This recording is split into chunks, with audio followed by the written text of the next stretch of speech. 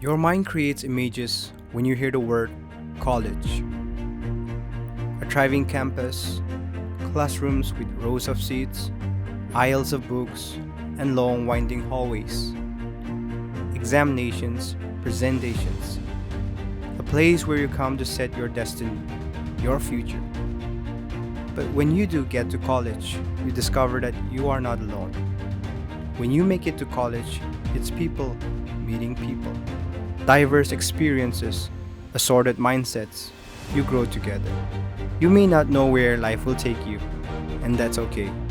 Sometimes it's about finding a way. It's observing the field firsthand, gaining expertise from the best with the best. There are certificates, there are examinations, but there's a very important part that you can't put on paper. It's living. It's working together to build something bigger than ourselves.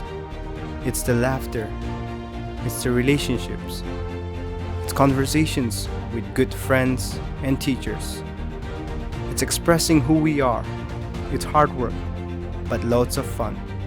So we go to college for a degree, but in the end, what we take away is the experience you experience in Tetso.